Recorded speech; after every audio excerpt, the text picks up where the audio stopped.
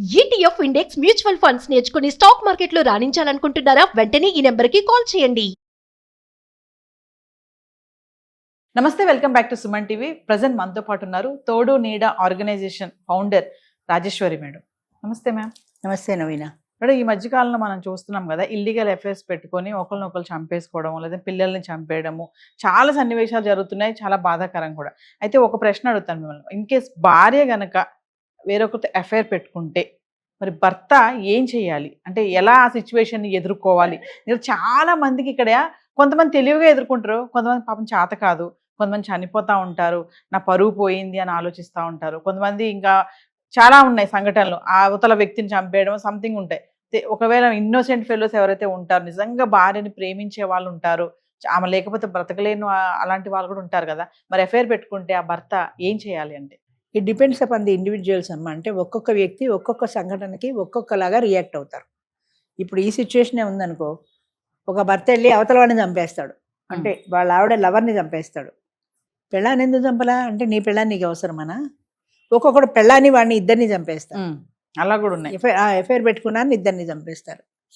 ఇప్పుడు ఈ సిచ్యువేషన్లో వాడికి చంపడం ఇష్టం లేదు. అదేదో సినిమాలో చెప్పినట్టు, బాబు నువ్వు వెళ్ళిపో, నీకు నచ్చిన వాడితో నువ్వు వెళ్ళిపో అని పంపించేయడం ఒక పరిష్కారం. లేదు, కూర్చోబెట్టి మాట్లాడి నేను కావాలా వాడు కావాలా తేల్చుకో. వాడు కావాలి అని నువ్వంటే నువ్వు వెళ్ళిపోతే కుదరదు, ఇద్దరు పిల్లలు ఉన్నారు. అంచేత నీ ఇష్టాన్ని నువ్వు చంపుకో, నీ ఇష్టాన్ని చంపుకో. ఇప్పుడు వాడితో వెళ్ళావనుకో, సపోజ్ 5 ఏళ్ళో 10 ఏళ్ళో బాగుంటారు. ఆ తర్వాత 7 పిల్లలు వదిలిపెట్టి నీ తల్లి మనసు ఆగుతుంది? ఆ పిల్లల్ని చూసుకోవాలనిపిస్తుంది కదా. అప్పుడు ఎవరిని చూపిస్తావు? వాడిని పరిచయం ఏమని పరిచయం చేస్తావు? నేను ఉంచుకున్న వాడిని పరిచయం చేస్తావా? నా బాయ్ ఫ్రెండ్ అని పరిచయం చేస్తావా? మీ ఇంకో నాన్నని పరిచయం చేస్తావా? పిల్లలు అసలు ముఖ్యంగా అమ్మ, భార్యాభర్తలు ఇద్దరు పిల్లలు పుట్టిన తర్వాత వాళ్ళ జీవితాలు పిల్లలకి అంకితం అనుకోవాలి, కానీ ఇంకా నా సుఖం, నా స్వార్థం, నా సంతోషం అని అనుకోకూడదు. ఎందుకంటే ఎదిగే పిల్లలు ఉన్నారు, వాళ్ళు పెరిగి పెద్దవాళ్ళు అవుతున్న కొద్దీ తల్లి గురించి ఎలాంటి మాటలు వింటారు, స్కూల్కి వెళ్తే ఎలాంటి సిచ్యువేషన్ ఎదురవుతుంది, ఒరే వీడమ్మ ఎవరితోటో లేచిపోయిందిరా అంటే ఆ చిన్న మనసు ఎంత గాయపడుతుంది. అలాంటి పరిస్థితి రాకుండా నిన్ను నువ్వు కంట్రోల్ చేసుకోవడం నేర్చుకోవాలి. నీ మనసు పక్కకి మళ్ళిందనుకో, అందుకే పూర్వకాలం పతివ్రతలు ఎవరిని చూడకూడదు అవన్నీ సిస్టమ్స్ ఉండేవి. ఎందుకంటే కన్నెత్తి మగవాడిని చూడడం ఎందుకు, కన్ను చెదరడం ఎందుకు, ఈ మానసికమైన వికారం ఎందుకు? అందుచేత ఇంకొక మగాడిని చూసిన తర్వాత నీకు కంట్రోల్ ఉండాలి. ఆ కంట్రోల్ లేకుండా ఎవరితో పడితే వాడితో వెళ్ళినట్టయితే ప్రాస్టిట్యూట్కి ఈ మనిషికి తేడా ఉండదు కదా. నీ పిల్లలు ఉన్నారు, పిల్లల భవిష్యత్తు ఉంది, వాళ్ళ కోసమని నువ్వు నీ మైండ్ని నువ్వు కంట్రోల్లో పెట్టుకోవాలి. అంటే భర్త అసలు ఆ విషయం తెలిసింది అనుకోండి మేడం, అసలు ఫస్ట్ రియాక్షన్ ఎలా ఉంటుంది? మళ్ళీ మీరు అన్నట్టుగా కూల్గా కూర్చొని ఆవిడతో ప్రశాంతంగా మాట్లాడే సిచ్యువేషన్ ఉంటుందా అసలు? ఎలా ఉంటుందమ్మా? ఇప్పుడు భర్త అలాంటి పని చేస్తేనే భార్యలు ఒప్పుకోవటల్లా. నీకు ఎవరితో ఎఫ్ఐఆర్ ఉంది, ఆఫీసులో ఎవరితో మాట్లాడుతున్నావు అని ఫోన్లు చెక్ చేసి ఇవన్నీ చేస్తున్నారు. మరి మగవాడికి ఎలా ఉంటుంది? వాళ్ళకి ఉండదు. కాకపోతే కొంతమంది ఏంటంటే ఆవేశం పనికిరాదు, ఆలోచన కావాలని చెప్పి కూర్చొని మాట్లాడి పరిష్కారం చేసుకోవాలనుకుంటారు. అదేదో 6 పతివ్రతలో ఏదో ఒక సినిమా ఉంది, అందులో వాళ్ళిద్దరూ కూర్చొని మాట్లాడుకుంటారు. వాడి గేనో ఎవరో ఆ భర్త, ఈమె ఎవరితోటో ఎఫ్ఐఆర్ పెట్టుకుంటుంది. అప్పుడు ఏం చేయాలి, పబ్లిక్కి తెలియకుండా మనం ఏం చేయాలని ముగ్గురు కూర్చొని సమస్యకి ఏదో వాళ్ళ తోచిన పరిష్కారం వాళ్ళు చేసుకున్నారు. అలాగా ముగ్గురు కూర్చొని మాట్లాడుకొని, నువ్వు వెళ్ళిపోతావా వాడితో? వెళ్ళిపోతే నీ పిల్లలు ఏమైపోతారు? పిల్లల్ని వదిలి ఉండగలవా? ఆశ్చర్యం ఏంటంటే ఈ రోజుల్లో ఆడవాళ్ళు కూడా పిల్లల్ని వదిలిపెట్టి ఉంటున్నారు. తల్లి అని పిల్లలు ఏమైపోతారని తల్లులు ఈళ్ళైన సందర్భాలు ఎన్నో ఉండేవి ఒకప్పుడు. ఇప్పుడు పిల్లలు కూడా అక్కర్లేదు, తండ్రికి ఇచ్చేయండి, నేను హాయిగా నా లవర్తో వెళ్ళిపోతానంటున్నారు. ఈ పిల్లలు పెద్దవాళ్ళు అవుతున్న కొద్దీ వాళ్ళ మానసిక పరిస్థితి ఏంటి? వాళ్ళ స్కూల్లో, వాళ్ళ కాలేజీలో వాళ్ళ తల్లి ఎవరు అంటే వాళ్ళు ఏం చెప్తారు? ఎవరైనా తెలిసిన వాళ్ళు దీని తల్లి ఇలాగా అంటే వాడి క్యారెక్టర్ పోయింది తల్లిదే అంటే వాడు ఎంత బాధపడతాడు? ఇన్ని సమస్యలు వచ్చే బదులు నిన్ను నువ్వు కంట్రోల్ చేసుకుంటే బెటర్ కదా. అది చెప్పడం తేలికే కానీ సాధనతోటే సాధ్యం అవుతుందమ్మా. అంటే కూర్చొని మాట్లాడుకొని పరిష్కరించుకోవాలంటారు, ఎవరి దారి పరిష్కరించుకోవాలి. కానీ వినరుగా. నువ్వు ఇక్కడే ఉండు, నీ పిల్లలు ఏమైపోతారు, మనం కుటుంబంగా ఉందాము అని భర్త అన్నా కూడా భార్య వినదు. ఎందుకంటే ఆ అట్రాక్షన్ అంతా అటే లాగుతుంటుంది. ఒకవేళ ఆమె విన్నా కూడా ఈయన మనసాక్షి ఒప్పుకూడదు. ఎవరితోటో తిరిగిన దాన్ని మళ్ళీ నేను తెచ్చుకొని ఇంట్లో ఎలా పెట్టుకుంటాను అని రావుల వారి కాలంలో చాకలాడన్నట్టు నాకేంటి అవసరం అని వీడికి మనసు అనిపించవచ్చు.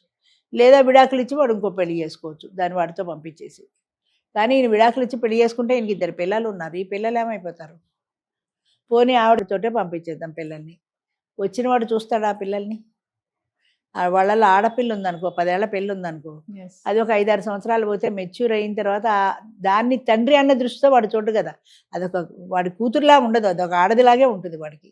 ఇలా జీవితాలు నాశనం చేసుకున్న వాళ్ళు ఎంతమంది. ఇన్ని కట్టుబాట్లు ఎందుకు పెట్టారంటే ఇన్ని కష్టాలు ఉన్నాయి కాబట్టే.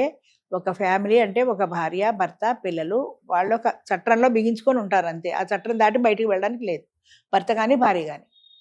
అందుకని ఈ కట్టుబాట్లకి లోబడి ఉండడం, జీవితాల్లో ఉండే ప్రశాంతత ఇలా బయటికి పోయి అలా వేరే బంధాలు పెట్టుకోవడంలో ఉంది. ఎక్కువగా ఈ 20-30 మధ్య వయసులోనే ఇలాంటి బంధాలు అని అనిపిస్తుంది. ఎక్కువ చూస్తూ ఉంటాం ఇట్లాంటివి. ఏమిటి ఆ బంధంలో నీకు ఉన్న అట్రాక్షను? సెక్సే కదా, అదొకదా. అందుకోసమే కదా వెంపర్లాడుతున్నావు. ఇదే ఇంకో 20 ఏళ్ళు పోయిన తర్వాత, 25 ఏళ్ళు పోయిన తర్వాత, 50 ఏళ్ళు దాటిన తర్వాత నీకు ఉంటుందా? అప్పుడు నీ పరిస్థితి ఏంటి? అప్పుడు వాడు ఇంకొక అమ్మాయిని చూసుకుని వెళ్ళిపోతే నీ పరిస్థితి ఏంటి? అవన్నీ ఆలోచించుకోవాలి కదా. దూర ఆలోచన కూడా ఉండాలి. అంటే ఎంతసేపు ఇవాళ నా కోరిక తీరిందా లేదా అనే కాకుండా శాశ్వతమైన ఆలోచన ఉండాలి. వాడికి విడాకులు ఇచ్చేస్తాను, వీడిని పెళ్లి చేసుకుంటాను అని చెప్పడం తేలిక. కానీ వాడిని పెళ్లి చేసుకోవడంతో అయిపోతుందా? వీడు రేపొద్దున ఇంకొక అమ్మాయి కనపడితే, ఇప్పుడు నువ్వు కనపడితే నీకు దగ్గర అయ్యాడు, ఇంకో అమ్మాయి కనపడితే ఇంకోటి దగ్గర అవ్వడం గ్యారంటీ లేదు కదా. వాడు ఎంతవరకు చూస్తాడు నిన్ను? ఇవాళ చూస్తాడు, రేపు పొద్దున్న చూడకపోతే నీ పరిస్థితి ఏంటి? అది కూడా గుడ్ బ్యాడ్ రెండూ ఆలోచించుకోవాలి. ఒక సమస్యకి మనం ఒక పరిష్కారం చెప్పినప్పుడు ఆ పరిష్కారం వల్ల మంచి జరుగుతుందా, చెడు జరుగుతుందా? మంచి ఏం జరుగుతుంది, చెడు ఏం జరుగుతుంది, రెండూ చూసుకోవాలి. అలాగా ఇప్పుడు ఉన్నవాడు కనుక వీడిని వదిలేసి వాడితో వెళ్ళిపోతే లాభం ఏంటి? నా కోరిక తీరుతుంది, అదొకటే లాభం. కానీ ఇక్కడ ఉంటే లాభం ఏంటి? ఈ కుటుంబంలో ఉంటా నాకు ఒక సోషల్ సెక్యూరిటీ ఉంది, ఈ సమాజంలో నాకు ఒక మంచి పేరుంది, నా భర్తతో నా పిల్లలతో కాలక్షేపం చేయగలుగుతా. భర్త నచ్చినా నచ్చకపోయినా పిల్లలు ఉన్నారు, పిల్లల్ని నేను ఒక తల్లిగా పెంచుకోగలుగుతా, తల్లిగా నా డ్యూటీ నేను చేయగలుగుతాను.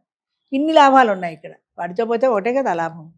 అంచేత ఈ లాభ నష్టాలు వేరీ చేసుకోవాలి. సమాజం ఎలా రియాక్ట్ అవుతుంది వేరీ చేసుకోవాలి. ఆనే బతకలేనా, సినిమాలో లాగా బతికేస్తాను అనుకున్నంత తేలిక కాదు. సమాజాన్ని ఎదిరించి బతకడం అంటే చాలా కష్టాలు ఎదుర్కోవాలి. అంచేత ఇలాంటి రిలేషన్లో భర్త ఏం చేయాలి అంటే, అది డిఫరెంట్ ఫ్రమ్ ఇండివిజువల్స్. అంటే మనిషికి తేడాలు ఉంటాయి. ఒకడు వెళ్ళి వాళ్ళని చంపేస్తాడు, ఒకడు వెళ్ళి విడాకులు ఇచ్చేస్తాడు, ఒకడు కూర్చొని సామరస్యంగా పరిష్కారం చేసుకుంటాడు. అలా గట్టిగా భార్యకి వార్నింగ్ ఇచ్చి నచ్చ చెప్పుకుంటే ఆవిడ కూడా అర్థమయ్యి మారచ్చు. మన ఏదో పద్మవ్యూహంలో అనుకుంటా చూసాం మీ వాళ్ళు ఆ ప్రోగ్రాంలో, ఆ అమ్మాయి భర్తతో ఉన్నది, దాని బ్యాక్గ్రౌండ్ వీళ్ళు చెక్ చేసి పిలిచే ముందే దానికి పాత లవర్స్ 2 ఉన్నారు, మూడోవాడు మొగుడు, 2 లవర్స్ ఆల్రెడీ ఉన్నారు. దాన్ని పట్టుకొని 25 ఏళ్ళు ఆ 2 లవర్స్ని పిలిచారు. వాళ్ళు వచ్చేటికి స్టన్ అయిపోయింది. అది వాళ్ళు వస్తాను ఊహించలా. ఇక్కడికి వచ్చి ఏదో సుంట కబుర్లు అన్నీ చెప్పి మొసలు కన్నీళ్ళు గార్చింది, కానీ 2 లవర్స్ని దిగేటప్పటికీ ఊహించలేకపోయింది. అంచేత ఇప్పుడు కూడా కట్టుబాట్లకి లోబడి ఉండటం అన్నది ఎప్పుడూ క్షేమం. దాంట్లో సోషల్ సెక్యూరిటీ కూడా ఉంది. Thank you. Thank you.